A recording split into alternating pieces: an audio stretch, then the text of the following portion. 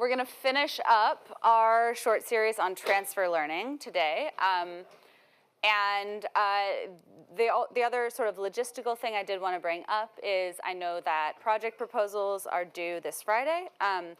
During our instructor meeting today, we put together a rubric for those project proposals just to try to give you guys a little bit more structured understanding of what we're going to be evaluating those on. So that's up on Piazza. And essentially, it's like out of 10, and there's sort of 5 different things that are each worth 2 points. And then the other thing I wanted to say is that this is actually shockingly, already my last lecture of the semester. Like, I don't know where time goes, but it has been really awesome getting to lecture you this semester, and I will probably see you towards the end of the semester anyway, but yeah, time flies. Cool, so today, continuing that thread on thinking about how we can transfer knowledge, specifically within the constraints of these deep learning models, these deep learning systems. Today we're going to be specifically talking about how we can transfer knowledge about the inputs to the system. And so we're going to spend some time thinking about how you can think about generative models as another way to capture information about data inputs. And then we're also going to talk a little bit about models that learn to learn. So this idea of meta-learning and how you can kind of build models that are almost designed to be good at transfer learning, like designed to be good at sharing information or learning new things. Cool, so if we're thinking about knowledge as knowledge about the inputs, like maybe one way to think about this is if you know something about the distribution of inputs you're going to expect, maybe there's a way to actually use that to direct or accelerate your learning, right? Or even sort of directly target a specific type of learning. So you have a data set, right? And then we spent quite a few lectures with Phil talking about this ability to learn how to generate data from that same distribution, right? This idea that you can use generative modeling. And so now that gives you access to some model that then is able to sample from that distribution. And so here, at a first glance, this might not seem that interesting. You had data, and then you used it to train a model that mimics the data that you already had, right? But you already had the data, so how does it actually help? Like, how are you going to get more information out of a system that's sort of been trained to model from a specific distribution? But one of the interesting things that you can kind of think about this as is assuming that generative model is kind of very good, you can almost think about the model itself as a new way or a new sort of mechanism to access data going beyond the capabilities of the initial training data set. So maybe you call it data plus plus, right? And what is that additive value that you're getting from a data generator that you might not get from the data itself? And here's like an interesting quote. This is from the release of the first stable diffusion model. They said that this release is the culmination of many hours of collective effort to create a single file that compresses the visual information of humanity into a few gigabytes. And that sounds pretty awesome, right? So essentially, it's the idea that actually a generative model is a really cool form of data compression, right? Because you can take that generative model and you can go from some latent variable to sort of anything on Earth, like any sort of visual, all visual information of humanity, then that is a shocking compression of sort of everything. You think about even just the storage capacity of like all the images on the internet versus the storage capacity of a stable diffusion model. That's a significant difference in terms of what you're capturing. So here, how do we think about what data plus plus means? And how do we think about data as maybe like an object, right? So if we start with, some x, which is the set of the original training data, which is little x, z, which is a set of latent variables that can correspond to the original training data learned by our generative model. The mapping from z to x, so this is basically the mapping that goes from some latent variable to a generated data point, and that's g. That's the generative model we've learned. And then if you also have G inverse, essentially this inverse mapping that lets you go from data to its associated latent variable, you can actually define these, you can take these and define operators over those objects that enable us to do things to the generator of, and sort of the system of data plus generator of data that we couldn't easily do to the data itself. So, for example, you can think about interpolation over a data set, right? Pretty standard definition of interpolation, but now you can think about maybe if you have one sort of set of this, like X, mathcat X, that's kind of like some data set, some latent space, a generator for that latent space to data, and the inverse. If you have one of those, and you have another one that's for some sort of different data set, possibly, or a different generator, you can think about interpolating between the two, right? So some interpolation between those two things would generate a new one. And you can think about manipulation, right? You can think about how you might add some bias term to that would give you, again, some whole new kind of object for accessing and interacting with data. You can think about composition.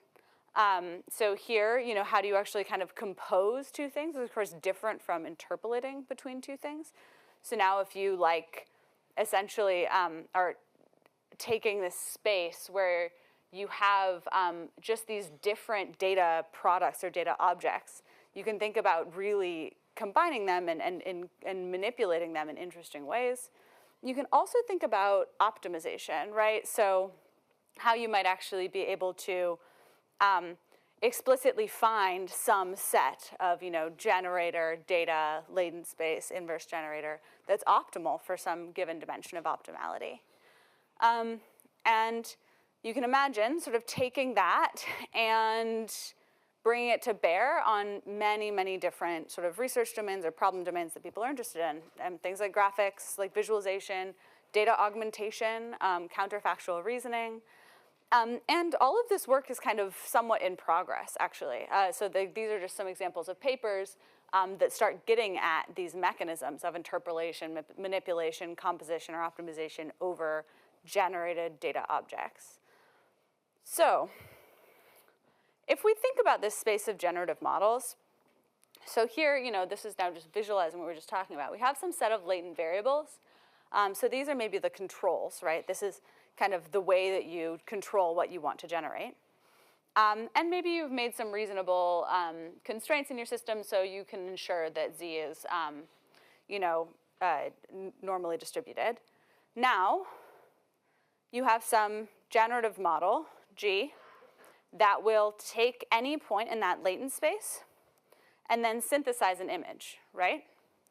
So here, now, if you sampled a different point in latent space, then you would sample a different image. And so now, given the relationship between dimensionality of movement in latent space and the image that's generated, you can think about this as a mechanism of control. So maybe if you move along some controllable snippet of the manifold of natural images, you can explicitly do things like find some latent variable in your latent space, some dimension in that latent space that corresponds to something like pose for this bird, or orientation in some way, right? And so maybe there's different dimensions of this control in latent space that correspond specifically to disentangled factors of variation or change in the space of those real generated images. And so if you can find, just to be on that side, does it suppose that the two dimensions are linearly independent? And is it usually the case?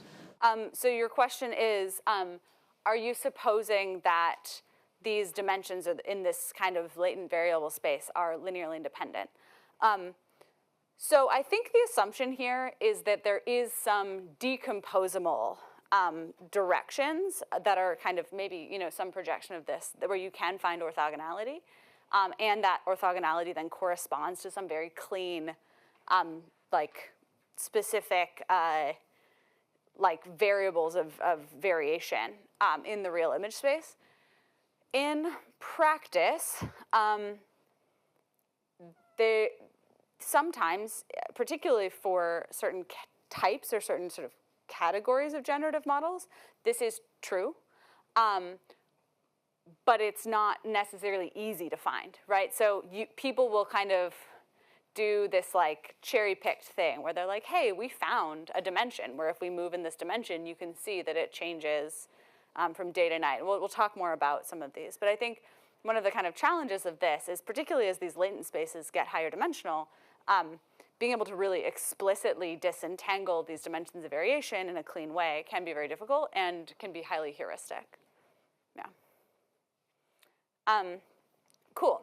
So if you have that, if you have this kind of like model that takes you from data to what we're calling data plus plus, and you can map, now from your actual image now into the latent space itself, so this is that G inverse, now you have the ability to ask these interesting counterfactual questions, like what would it look like if, assuming that you have these measurable and sort of actionable dimensions of variation. So here, now you could say, okay, what would it look like if, we moved around in this latent space? Like how do these different dimensions correspond to different maybe things within the manifold of real images? So here's some work where you can actually show that you can improve your ability to categorize something by building an ensemble over different generated variations of that input data in some manifold. And so you get some essentially improved accuracy and robustness by taking a real input image and then figuring out where that corresponds to in latent space, and then moving around sort of nearby in the neighborhood of that thing to find some maybe different poses, different orientations, slightly different realistic manipulations of that input image, and then taking an ensemble. So it's almost like you're building some robustness into your categorizer based on some interesting dimensions of data augmentation, almost like test time augmentation within the generator itself.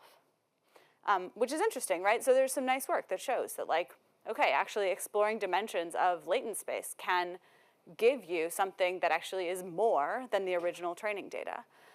Though I think an interesting and important point here is like there's so much kind of knowledge baked into this, right? Like the fact that something nearby in that image space should be reasonably maybe the same category, not actually break a category boundary in some significant way seems important. And I often try to point out like some of these assumptions that are built in, some of the ways that they might fail. So if you are just trying to understand something like cat, this is probably very reasonable. If you're trying to understand something about maybe a breed of cat, these dimensions of variation might start to get more confusing in terms of breaking that class boundary. Because to me, as somebody who spends a lot of time thinking about animals, the first image and the one in the middle actually look like different breeds. That difference in the morphology with that extra length of the ears, to me, if that's this type of the fine-grained level of categorization you're interested in, this might actually be more confusing and potentially break that robustness. So there's always some fundamental assumptions about what you're actually trying to do that are kind of built into the dimensions of variation that are good or bad for a given problem. And then, there's this question of like, how do you discover these dimensions in a latent space, right? So one interesting thing you could think about is if you're trying to discover an interesting dimension of variation in a latent space, there's ways you can do it experimentally, right? You take an image of something, you take an image of the same thing at night, for example, and then you look at where those both map to in latent space, and then you decide, you like calculate the vector of direction that goes from one to the other. So now you've almost calculated a vector of direction that should correspond to this specific type of counterfactual. And so then you can think about sort of explicitly finding things like dimensions of variation that zoom out on an image or zoom in on an image or brighten it or darken it. So they have like, in this case, they were able to sort of find corresponding specific shifts in the image that can be used to then control images. And ones that are input agnostic, right? So now you can kind of find this optimal direction or dimension of variation by just kind of like cropping images. And then you sort of take an ensemble of like the directions for each of those, and maybe you can find something experimentally, right?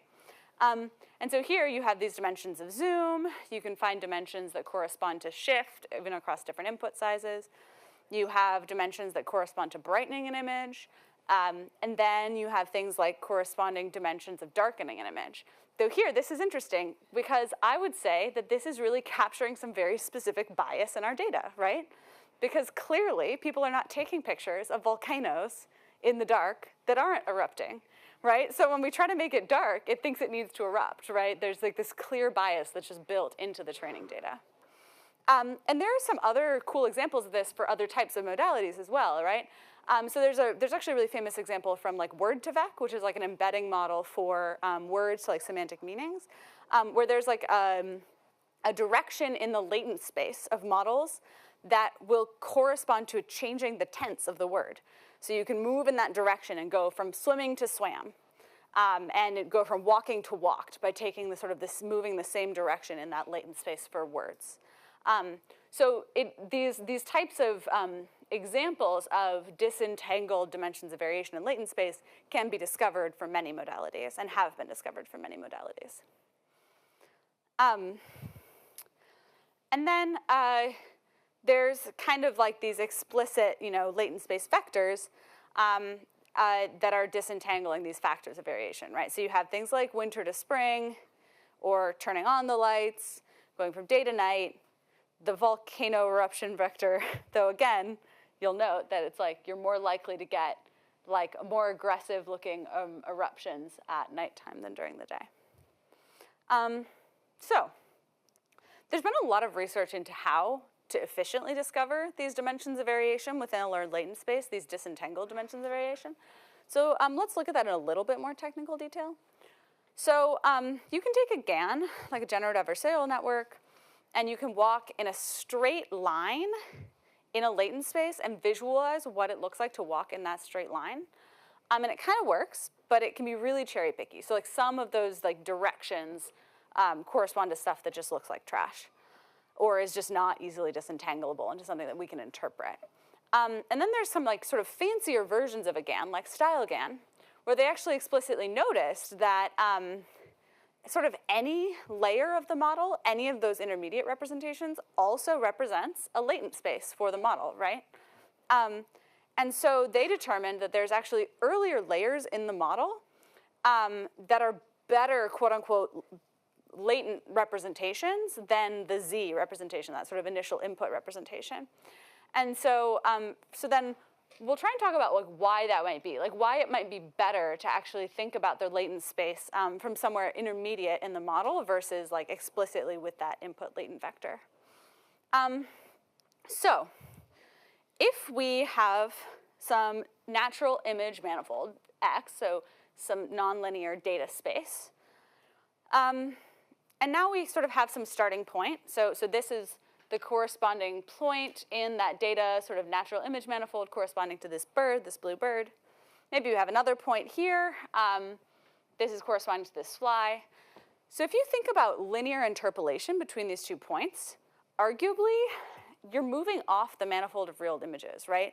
You're kind of like, there's stuff in one end and in the other that sort of are more realistic looking, but this sort of direct linear interpolation in image space just gives you stuff in the middle that's basically these like obvious kind of just additive images, right? And it doesn't look anything like any realistic natural world image would, right? It just doesn't match the statistics of real natural images. So instead, if we have some sort of latent space that we've, now we've learned this data plus representations. Now we have a latent space that's sort of well behaved, and we can map from that directly to that natural image manifold. Then you can imagine that interpolating linearly in the latent space would correspond to a nonlinear interpolation in that data manifold space, but it would ensure that you're mapping within the manifold of real natural images the whole way, right? Because by definition, we've constructed something where any point in that latent space will map to the natural image manifold. So now, if you do that same interpolation, and this is from a paper called Big GAN back in 2018, you do get stuff that at least looks a little bit more like natural images, but they might not really map to reality, right? Like you get some like really weird things, like this like half bird, half fly thing, where basically the model's just doing its best, right? It's doing its best to sort of find some way to reasonably interpolate between these two things and can stay within the constraints of that trained natural image manifold mapping. But that z-space, so this sort of z-space here where we're mapping like from one point to another in a linear way, might not be the best way to sort of organize the data to interpolate along. And so let's look at why that might be. So it goes back to the lecture from VAEs, if you guys remember. You have this data distribution that maps to a latent distribution, and you have a latent distribution that maps to a data distribution. And so at the bottom, we're sort of coloring the correspondence between those two spaces, essentially, like if you're going to map these three things back and forth. So here, like if I say like the same color on the natural image manifold of like green, for example, would match the same color green in the latent space. So now, let's visualize what happens as this gets trained. So here, if we're watching this thing get trained, you can kind of see how it's like going from the natural image manifold to that latent space. It's almost like you've taken like something and tried to crumple it into a ball. And so even though we've said explicitly that like, okay, everything in that latent space should correspond to something on the natural image manifold, actually there's like this weird stuff here, right? Where like there's like danger zones. Where essentially here, like, it's gonna be closer to the natural image manifold, but if you're going from here to here, like there's gonna maybe be seams in that linear interpolation that will correspond to like pretty jarring sort of shifts, where things like that are nearby in latent space could potentially be quite far away from each other in data space. And so essentially that like Z representation, if you're doing linear interpolation across that seam, it could be unnatural, right? And that might be one of the kind of ways to motivate the sort of discovery that they found in the Skyligan paper, which is essentially that using some intermediate representation somewhere in between that's not quite fully convex, but maybe like a little bit less distorted. So some like kind of intermediate thing where you're possibly less likely to kind of jump across a seam or sort of fall into some danger zone. It's basically just somewhere in between might be the right place to interpolate and get things that look more realistic and kind of behave more in a more friendly way. And empirically and qualitatively, that's sometimes true. It's our favorite way to say things, right? Sometimes. But it does actually sort of correspond in some nice ways, right?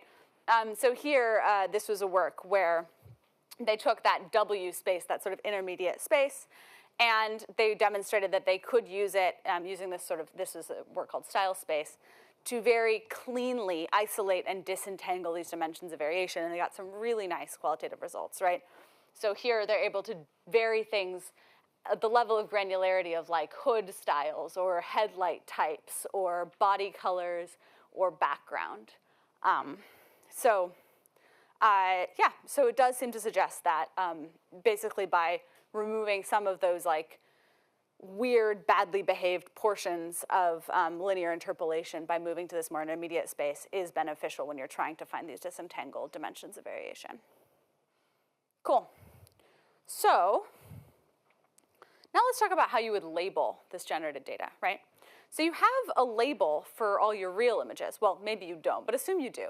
Assume that the data you started from, that you're training this generative model on, you had labeled. And now you have some space in here that corresponds to that real data. But then there's a lot of other space that corresponds to purely generated data, right? So the argument here is that by construction, that things that are close together in this manifold should be semantically related. And so if you don't move too far on the manifold, you should argue that the category should stay the same. Or at least this is the assumption, right? And so then you can have kind of this, you can rely on the normal inductive bias of machine learning that assigns similar labels to nearby points if it's reasonably well semantically clustered. So here, if you know, for example, these are real data points where you know their true label, then you could assume that things sampled from those similar data points would actually correspond to similar things. And so here, maybe in this sort of region, yes, there's dimensions of variation that are captured, but they're not changing the underlying semantic meaning of the object itself. these small variations are more corresponding to these dimensions of variation in the context, in sort of maybe the scene, the visualization, but it's not changing the category that's being captured. And so this was explicitly explored in this paper called Dataset GAN, where they basically trained a GAN on one type of data, and then they wanted to solve a new task related to that data. So specifically labeling the parts of a car with semantic segmentation. And so then what they did is they used StyleGAN to efficiently label data in terms of like the semantic segmentation labels, which can be quite expensive, by defining an additional labeling arm, which is essentially the output of a StyleGAN with just a few examples. And then you can use that model to generate a really large data set of images and corresponding labels. Now, they're weak labels, but they're labels that are sort of explicitly based on this well-structured, well-aligned latent space. And then you can train a part segmentation model on the synthetic data and test it on the real data and show that it's actually beneficial. So being a little bit more specific about this, essentially, if you're trying to train that labeling arm, they do that using the latent space and then just a really, really small number of manually labeled examples. And this is valuable, particularly because semantic segmentation labels are really expensive. How many of you have ever actually tried to label data for semantic segmentation? Yeah, it sucks, right? Like, it's super slow. Especially like the parts that are really fine-grained, or like the boundaries of objects, it just takes forever to really try to get it very correct. And so being able to kind of efficiently benefit from just a few of those and then be able to generalize well is pretty valuable. So essentially here, you map human labels in the pixel space through the network to some of these intermediate features that have some sort of maintained spatial relationships and arrangement. So basically you take the original data and then you run it through what they're calling a style interpreter, but it's essentially something like a StyleGAN that gets you a representation of like these specific pixel vectors that you can then train a model, a really efficient model, predictive model, to map between those features and part labels. So essentially it's like relying on the fact that training this generator forced the model to learn a really well-behaved, well-aligned representation space in terms of these dimensions of variation and similarity. And then they could show that you could really efficiently train these accurate predictive models because the features themselves were better organized and more semantically meaningful than the pixels that you might be starting with.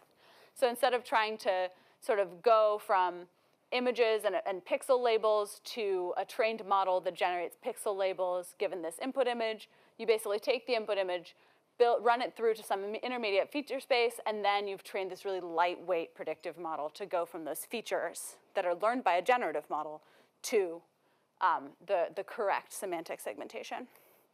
And they had some pretty nice examples of how they were kind of able to do this, and qualitatively and quantitatively they were able to show that this worked quite well, and they got this kind of nice result, which is that a single labeled GAN image was worth about 100 labeled regular images, just in terms of the training efficiency versus the same amount of accuracy. These types of things are increasingly commonly explored, particularly for these types of labels that are really expensive to collect. And interestingly, like this question of like, how do you efficiently train these types of things based on well-learned representation spaces or foundation models, even ones that are not necessarily generative, has also been really well explored. And so these days, if you're trying to do semantic segmentation, most people start from something that's called SAM, the segment anything model, which is a model that relied essentially on building a really large like data set using some pretty cute hacks for self-supervision. You take an object and you use copy-paste augmentation to guarantee that you kind of have that correct mask now in a bunch of different relationships and orientations. You use some similar ideas from something like Dino v2 that really captures fine-grained semantic meaning in those feature spaces, and then you're able to learn a really generalizable and robust segmentation model on top of that. Cool. So Then you can also think about how these generative models, this like data plus plus approach, can start to teach you how to explain things or sort of increase the interpretability of some of these dimensions. So in standard classification, we take an image, we run it through a classification model, and it tries to predict cat, right? It's like, okay, tries to predict a category. But now the question is kind of like, can we say something interesting about why the image was classified as a cat, using this ability in this data plus plus space to explore counterfactuals? So here, you take the cat, you take it from this data space and turn it into this quote unquote data plus plus space, where now you have some maybe encoder, some generator. So you're mapping through essentially your G inverse and then through your G to get the same data. But now what you can do is you can look like from this predicted class, from the sort of generator, looking at the classes that are predicted, you can now explicitly try to perturb in the latent space to understand how that would cause your prediction to change. So this gives you some ranking of the sort of changes in the latent space and manipulations of these latent variables that maximally lead to the idea of changing a concept. So it helps you understand what maybe sort of features of this image are most identifiable as the category of interest. And so here, this like style X, it's like almost like style space explanation approach, tries to find the top K style space directions, so these like latent space directions of variation, that will most affect which class the model predicts. And so here, there's some like interesting stuff, right? You can look at like what happens if you open the mouth of the thing, and it turns out that that is a really strong dimension of variation for moving the prediction from cat to dog, probably because dogs tend to pant a lot more than cats do. So it's very cute interpolation. You can also look at sort of changing something about the size of the pupils relative to the eyes, and that also shifts the probability that you have something like a cat. Or you can think about sort of changing how pointy the ears are, and that also tends to correspond from an explainability standpoint to why the model thinks it's a cat versus something else, right? And so this kind of gives us this sense of like, it's just another mechanism to try to probe the underlying things that the model has learned or has understood, right? And you can imagine that this does tell you, again, something about the underlying bias in our training data. Because there are many cats that have ears that are kind of shorter like that, right? There's like British Shorthairs have short ears just like that. But more often than not, something that has long pointy ears is a cat, and maybe something with the shorter or folded over ears might be a dog.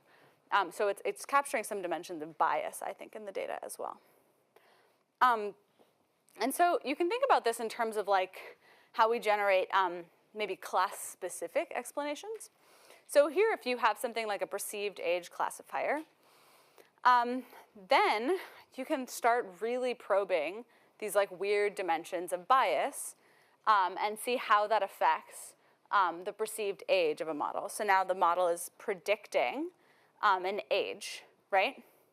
And so one of the things that's quite odd here is you'll see like specifically that like thicker eyebrows are corresponding to more youthful age. Lighter skin is corresponding to more youthful age.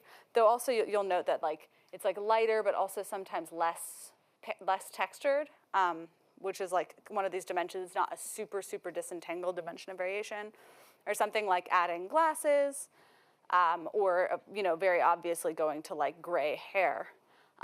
So these were all things that were sort of learned in terms of finding these dimensions of variation that corresponded to specific types of prediction. And it maybe makes sense, right? Like older people might be, in terms of like your data bias, more likely to have white hair, right? Like that's something that's actually pretty ubiquitous. But you could also imagine that some of these dimensions of variation would not be something you would want a model to necessarily learn, right? These might capture dimensions of bias that may be related to the fairness, the equity of a model that we deploy. So then what do you actually do with what you learn, right? Well, so one way we could look at this is like, well, instead of taking it, looking at things like these dimensions of variation from, internet images, can we take it to scientific data or medical data? So here, this is using that same type of explainability mechanism from a generative model to try to understand how to categorize different retinal fundus images.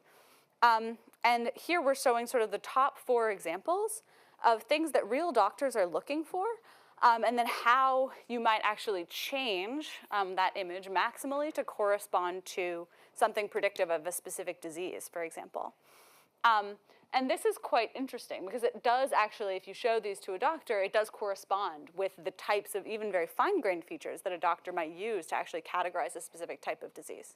So from that sense, from an explainability standpoint, it's almost a way to build trust in a model because an expert would say, okay, yeah, no, I do agree. I do agree that that is a reasonable dimension of variation that I also would correspond to a specific type of disease.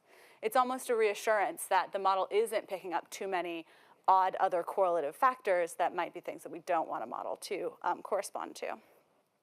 But of course, one of the really big limitations of all of these approaches is that you are required to figure out how to, you have to discover those latent space variations and then manually analyze or define what they might correspond to. And that takes a lot of effort, right? So getting to the point where they had these examples of kind of like these specific dimensions of variation that corresponded really well to these real diseases, I'm sure it took a lot of handcrafting and a lot of time. And so recent work tries to do similar types of counterfactual reasoning or understanding, but here actually just using text conditioning for sort of modern diffusion models or other types of conditioning using diffusion models that give us really simple and interpretable mechanisms for control. Though, of course, there's not always perfect alignment between like maybe your text control and what actually gets generated by the generator. But it does make this ability to test these counterfactual hypotheses in many ways like pretty efficient. So I showed this work actually before, but this is work where they very specifically looked at using almost like human intelligence to generate possible counterfactuals using text conditioning on generative images, and then explicitly testing quantitatively the performance of models given these different sort of human-derived counterfactuals. And they showed that, it's a really nice way to do essentially like interfaces with your data sets.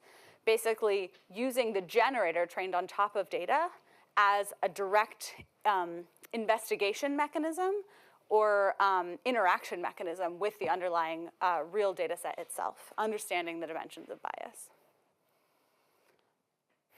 Cool. And then I think there's also this question of like, okay, the generated data is potentially useful for explainability or for data set exploration, but is it also useful for representation learning, right? Like, can you learn from generated data in the same way that you might be able to learn, or maybe even in a better way that you might be able to learn from real data? And this is where it gets kind of complicated. So here's a work where they basically said, okay, you have some data set X, and then you're going to train a generative model on top of that data set.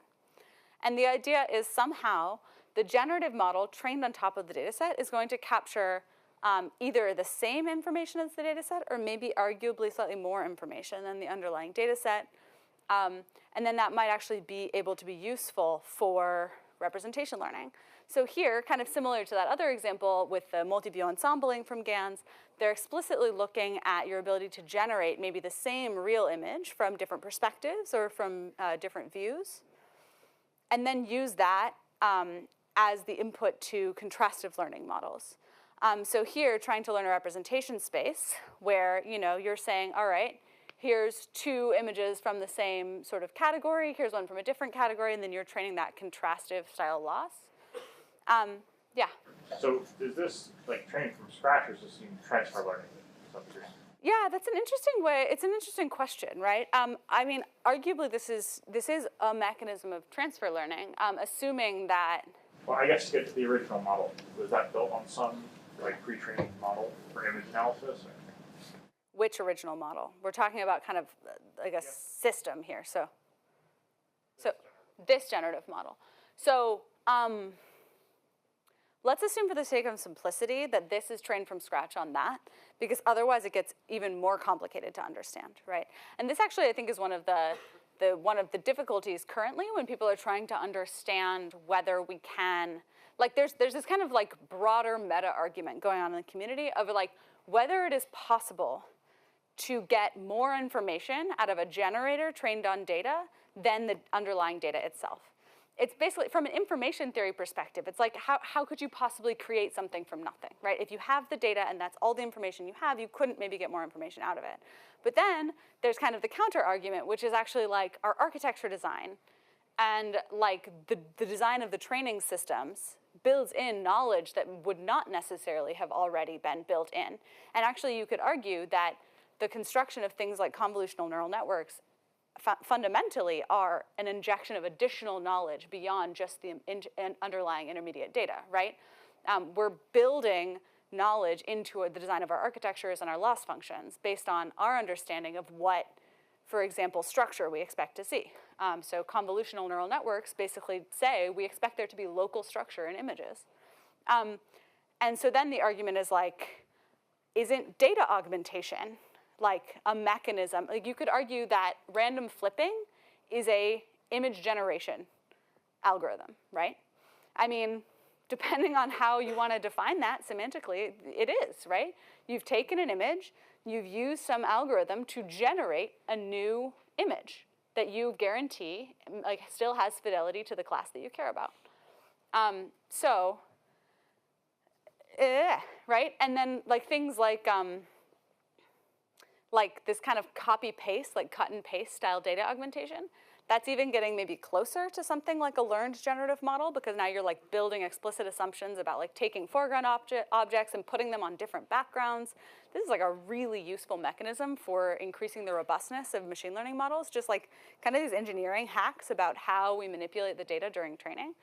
And then maybe the argument is like, how is that any different from something like learning a generator that can interpolate maybe in something closer to the image manifold?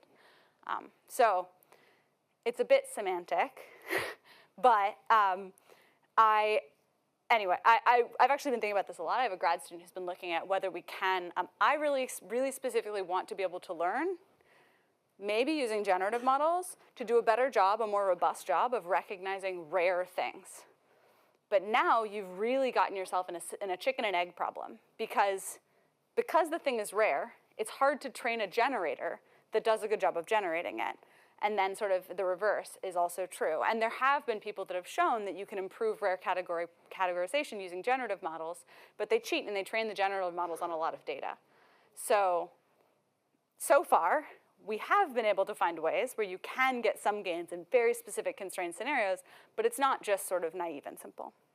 Anyway, so the point here is that you can take the sort of classical contrastive learning approach where we're using kind of our like knowledge-based image generation, where we've like done these specific types of warping or whatever, random cropping, flipping to the initial image color jitter in a way that we know doesn't necessarily break the category boundary. We still want it to be the same thing.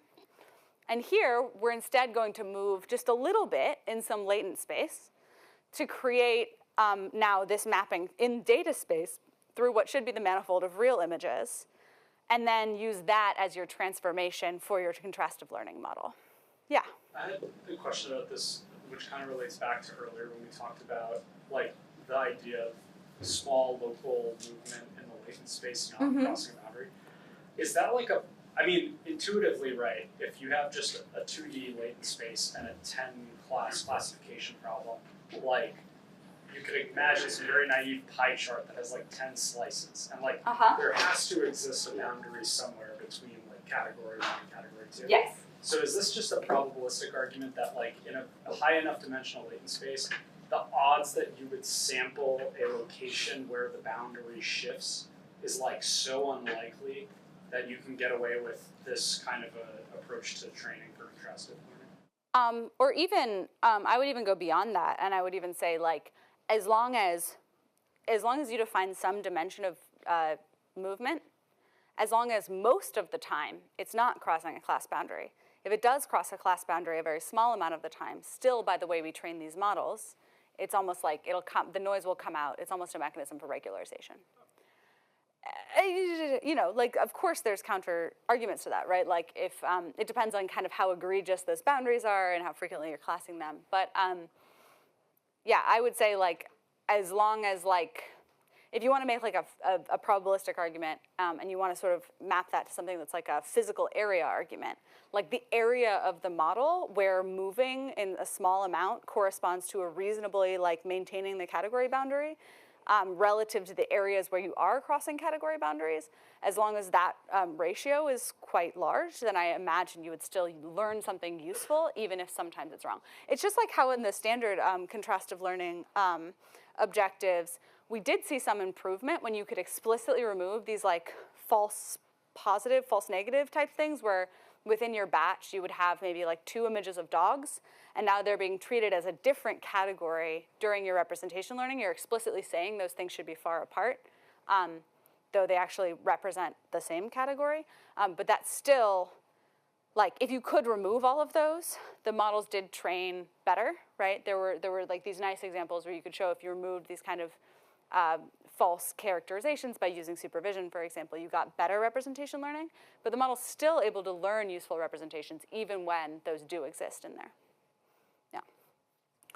Yeah. Cool. So yeah, now here it's just a different mechanism for constructing these positive pairs to train your contrastive learning algorithm. And so here, as opposed to sort of your standard SimCLR type views where you have sort of 2 views of the same thing where it's maybe like cropped from different areas or warped in terms of the color. Now you're taking latent views, right? You're taking sort of some ball around the real image, and any dimension you would move in that ball, you could argue would be a different view of the same thing. And then, you know, now just how we might say, okay, these are all different views of the same thing for the purposes of contrastive learning. Here, you can say these are all different views of the same thing. Now, one interesting dimension here is kind of, just generally, is this question of like diversity versus fidelity when it comes to the usefulness of training signal. This is also something I've been thinking about a lot. So it's probably more useful to know that 2 things that are more different from each other are in fact the same than it is to know that 2 things that are almost identical to each other are in fact the same. So for example, if you look at this middle set here, where these are all American robins, the pose of this American robin and basically all of these is nearly identical. The construction of the image, the sort of orientation, et cetera, of the image is almost identical. There's not a lot of diversity here. And so actually from a learning signal perspective, this might be less useful, arguably, than something that also does something like random flipping, right? And so I think there is this kind of interesting challenge with these generative models broadly, with GANs, with diffusion models, et cetera. Even with some of these like personalization style models that are trying to kind of do a really nice job of capturing something specific, often there's almost like a Pareto frontier with these models when it comes to this trade-off between diversity and fidelity. And so you can't get the model to generate things that are really diverse, maybe in terms of their context or their scene structure, without giving up fidelity, right? You end up in this space where you can generate a robin that's, you know, sort of positioned differently in the scene, maybe flying, different pose, and you can try to force the model to do that, and it will, but it probably won't actually be very like robin-like anymore if this is kind of the input image that you're working from. Yeah. In the latent space, when you're like moving around the image like feature vector, you should say that it's like the image is around like belonging to the same class. How do you know how far you can go, and that distance, is it the same for like all classes? You can like imagine where like classes, one class is like overrepresented compared to like another class. Yeah. So the question is basically, how do you know how far you can go in the latent space and have it still map to the same category? And does that distance correspond, is the optimal amount of distance you could go for any given category the same across all categories? So I would say, like, experimentally in a lot of these papers, they're using this as a hyperparameter, right? They're basically saying like, all right, we're gonna define some radius in some, you know, something like cosine distance, and we're going to sample within that radius, and we're going to test for different radiuses, or radii, and then we're going to pick the one that does the best on our test data. That's a bit like disappointing, because I actually think that's a really interesting question, right? Like, how do you determine how far you can go before it crosses a class boundary? And almost by definition, you start getting into these really messy questions, particularly as these models are able to generate things that are realistic looking but impossible. So me and Phil actually argue about this quite a lot. If you had a picture of your mom, but you had another eye in the middle of her forehead, is it still your mom? Right? What do you guys think? Is it still your mom if she has 3 eyes? There's not a right answer here, right? And so if some of the dimensions of interpolation you can move into are still kind of like realistic looking but actually impossible. So maybe if you think about this from a species categorization perspective, you take like this American robin and then you make the chest, gray instead of red, like that's not a real bird. So now you have things that look like birds, but they don't actually correspond to any real category of bird. And so then what should that be categorized as, right? And so somehow like understanding the boundary of a class, a really important component to being able to do that is having representative data from all the dimensions of real variation for that class, so you can define what the reasonable class boundary is.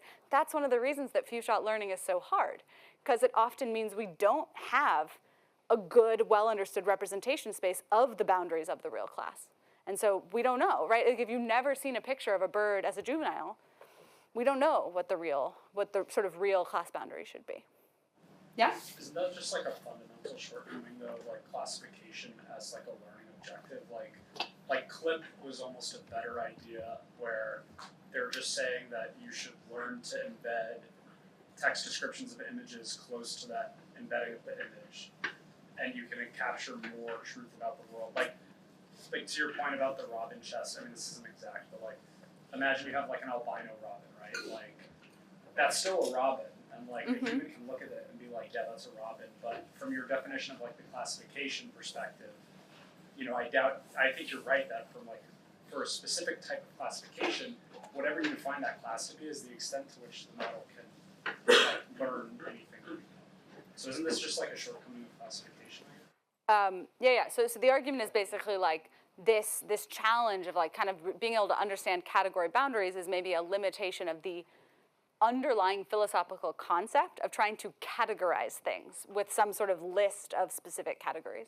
And actually there's like, if you really want to get like deep into it, there's a lot of literature from philosophy about the concept of categorization. Like, and there's kind of like these explicit differences of opinion when you look at historical philosophers around the idea that it's possible to sort of categorize something as a list of all its attributes, right? Versus like, so you could say, okay, a robin is a bird with a black face and a red chest and like yellow feet and, a round sort of structure and a yellow eye with a black pupil. And so there's this idea that like any object can be defined as like a list of sort of characteristics you're looking for. And then if you have the kind of mapping of these set of characteristics to sort of the things you care about, then that's all you kind of need. My argument is kind of like that's the CLIP approach in a way, right? Because you're trying to learn something about the relationship between sort of like textual semantic concepts and things in images. And there's been a lot of work since CLIP that actually tries to really explicitly ground semantic concepts from text into the visual components that corresponds to. But I think the argument is that no matter what, if you give me a list of like a fixed list of attributes and you try to map that to a category, you can basically come up with a counterexample that breaks it, right? And then like there's the question of like where do you want to draw the boundaries that somehow has to be related to some goal. So I'm getting really philosophical here, but so if I showed you like an apple and a bell pepper, and like there was a green apple and bell pepper and a red apple and bell pepper, there's like multiple reasonable ways to split the set of groups, right?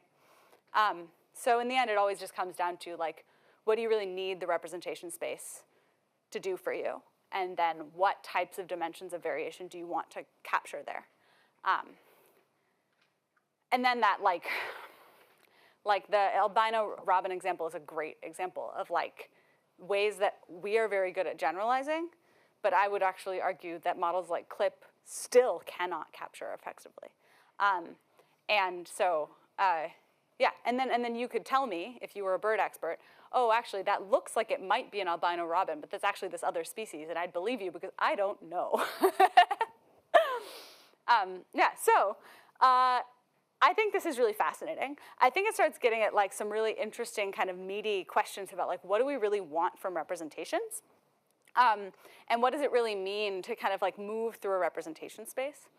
But so here, like, again, kind of going back to this idea of like, do contrastive learning from real data based on some sort of heuristic set of rules that we say don't break the class boundary, versus if you do it from generative data based on some experimental set of parameters around how far you can move in any given direction, that you're able to now, instead of going from some data space to a representation space, go from some latent space into a data space into a representation space.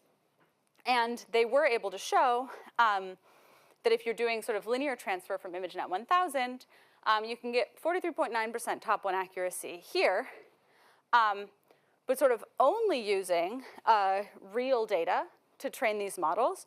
Now mapping through these kind of information like bottlenecks in a way of these like different types of latent spaces, you can do pretty well. You can get like 35.7% accuracy.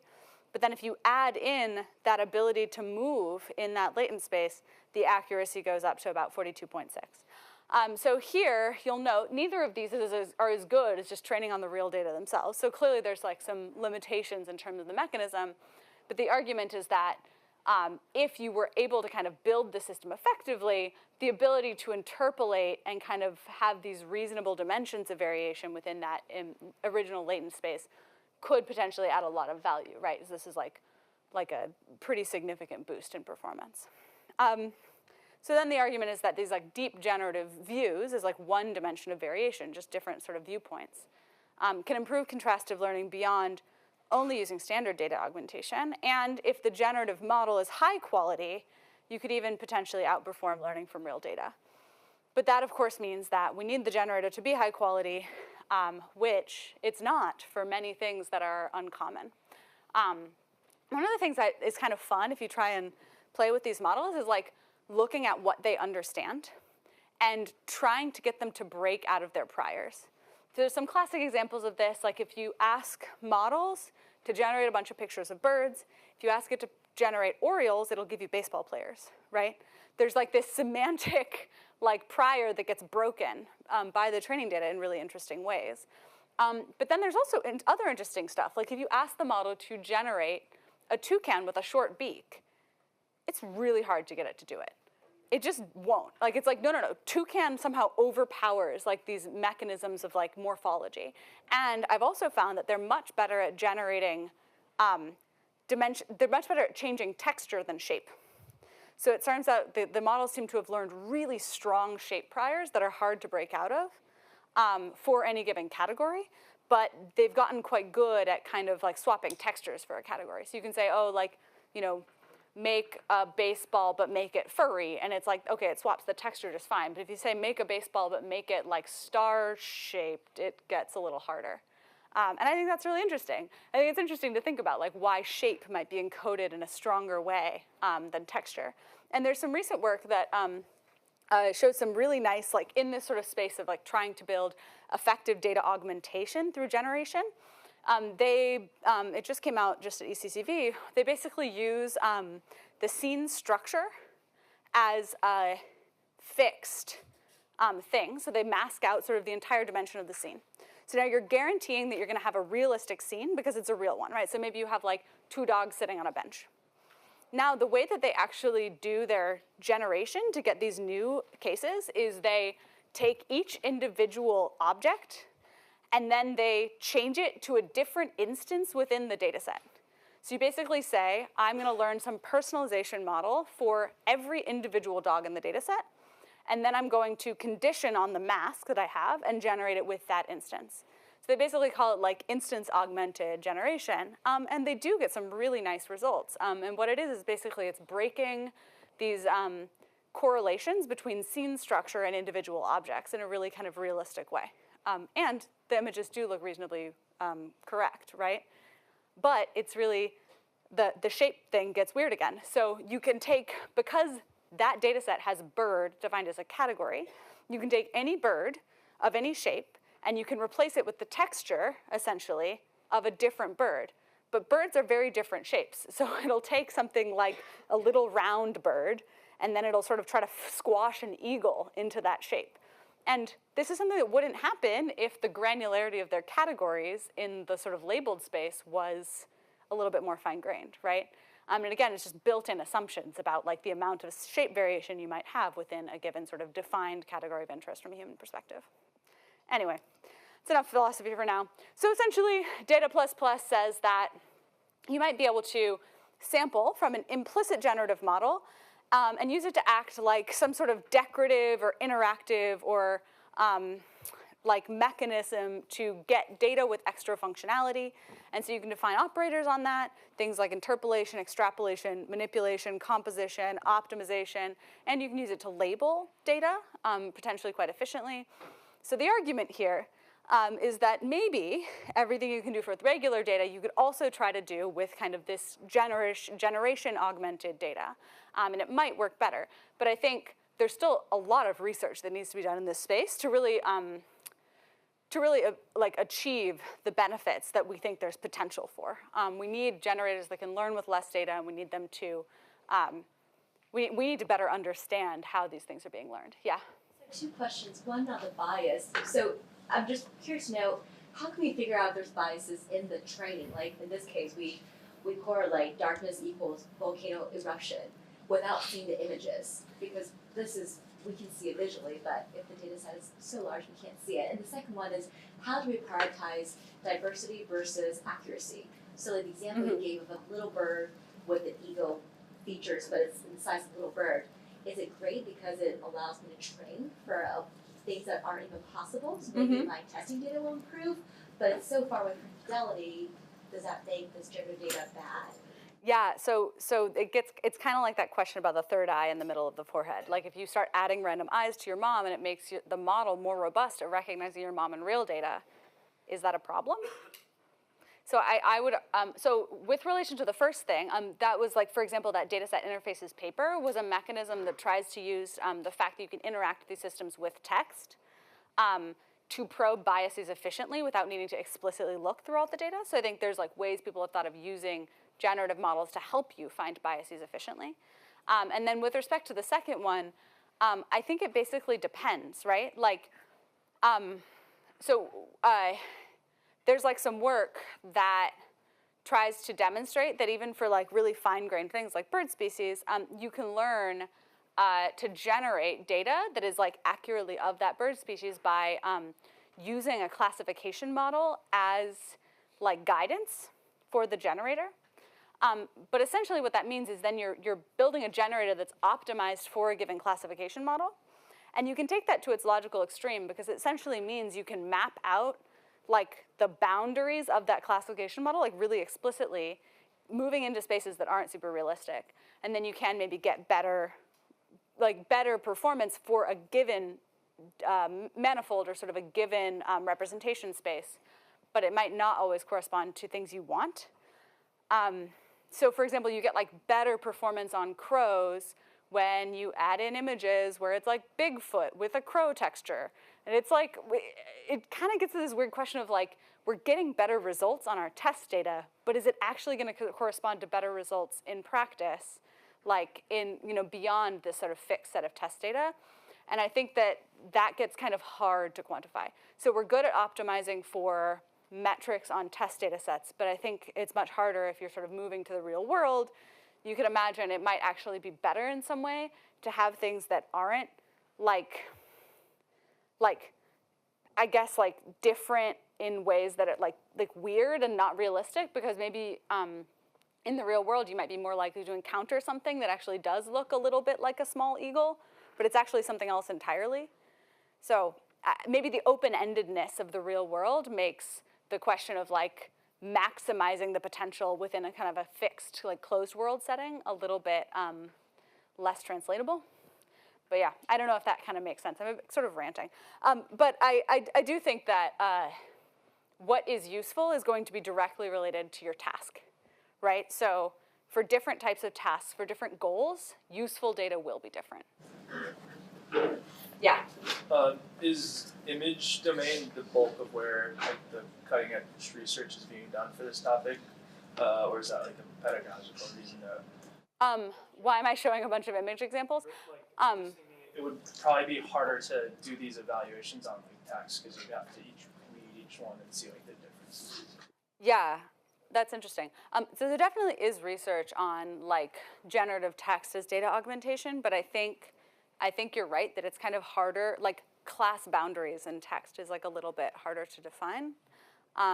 And like also, I could imagine like if you think about like generative like songs, for example, like maybe it's like part of it is just like the nuanced, like messy space of like what a category is.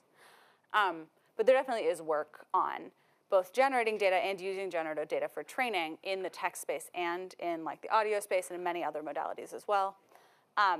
Lots of work, actually classical work that used like generated data for training in like medical imagery because often we had so few real data that like really carefully handcrafted like synthesizers of data were quite effective.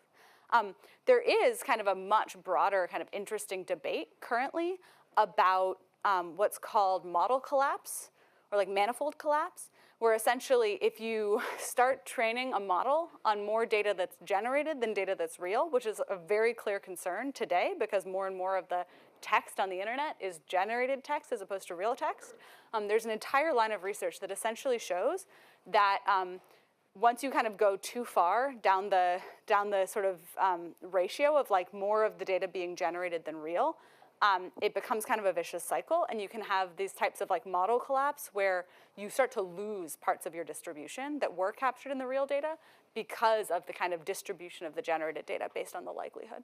And there's like fascinating, it's a pretty active area of research right now, this question of like, what does it look like to have models trained from generated data, and what are the kind of failure modes that can result in. Cool, so in the last little bit, I'm gonna talk a little bit about learning to learn quickly. So this idea of like, not just what is a mechanism for transfer learning, but actually how do you learn a model that is good at transfer learning, a model that adapts quickly. So here, the idea is that maybe instead of just taking sort of the classical approach where you have learning, which is this middle part where you have a data set, a learner, you get some parameters, and then at inference time you take your data set, you run it through a model with parameters, and you get predictions. You add this meta layer on top of taking a bunch of different data sets and training some sort of meta learner that has a different set of hyperparameters that then you transfer to any given learner and data set. And so one of the kind of seminal works in this space was this work called MAMML by Chelsea Finn, stands for Model Agnostic Meta Learning. And so far we saw transfer learning as given some prior model and representation. How can we quickly adapt it? And this was the first work that sort of tried to ask, could we learn to do transfer learning effectively? So now consider you're doing fine tuning. Given some initialization, we update it with SGD. MAMML tries to learn an initialization such that it's easily adaptable with just a few steps of stochastic gradient descent. And so if you look at this algorithmically, essentially, you now are doing like a double loop in your optimization. So starting with your initialization, for any given sort of data set that you're going to train over, you now run a few steps of SGD and then compute loss after those steps. And then you backprop through that back to your initial sort of meta-learning initial set of parameters. So how do you actually backprop through something that's now like an inner loop within your sort of larger loop? So if you're doing one step of stochastic gradient descent, you essentially can consider that like a forwards pass over x plus the backwards of the forwards of x and theta plus theta. Essentially, remember when we took a single part of a model and then we showed that if you wanted to do backpropagation, you could basically like unfold it, and it was essentially one big forward pass of like going through forward and then backward of a model. So now if you want to do 2 steps of stochastic gradient descent, like again, you're kind of like nesting this. And so essentially this is saying that you can backprop through like backward. So if you're going forward and backward through a simple network, I don't know if you guys remember this, so here's like that forward pass, then you have your backward pass, and then here this is where we kind of unfold it. And so now you can show that doing forward and backward through a simple network is just one forward pass. And then you can do this like meta backward through everything. So it's possible. It's just expensive, essentially, is the main point here. Because you're basically taking those sort of nested loops of forward and backward, and you're just stretching all of them out, and you're now getting like what is sort of a very, very deep network that you're going to optimize through. Now, this type of computational complexity often means that the relative benefit of these types of meta-learning models, though like nice in theory and you get like really nice gains on sort of maybe simple problems, it's often just too computationally expensive to really deploy. But there are a few examples of how people have actually used these types of meta-learning for real-world applications.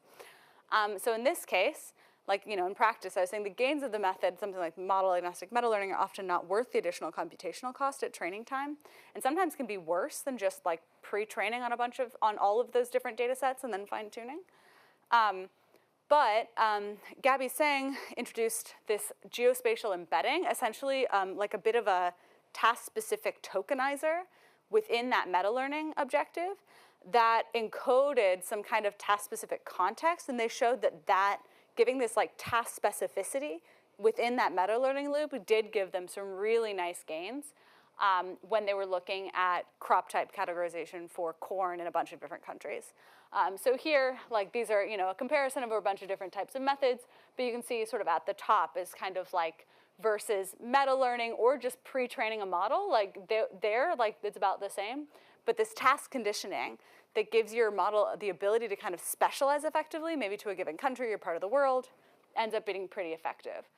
This is maybe, I don't know if you guys remember, but we talked a bit about this idea of maybe learning a prior when we were talking about distribution shift. This is maybe a different mechanism of trying to learn something like a geospatial prior, or some sort of like useful contextualization so that your model can actually build some knowledge about how it should adapt for like specific types of problems or types of tasks.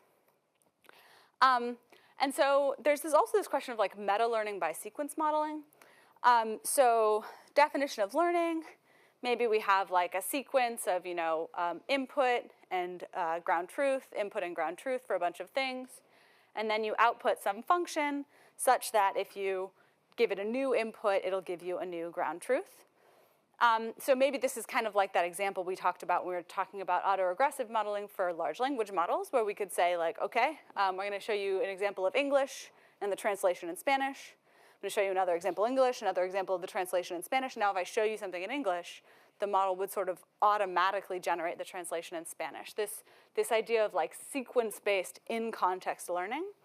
And so here if you have something like a recurrent neural network, the state plus the parameters of that recurrent neural network, or something like an autoregressive model, like predicting the next word, is f, right? That current state. And then you apply that f to your new input. You're basically saying predict to the next thing.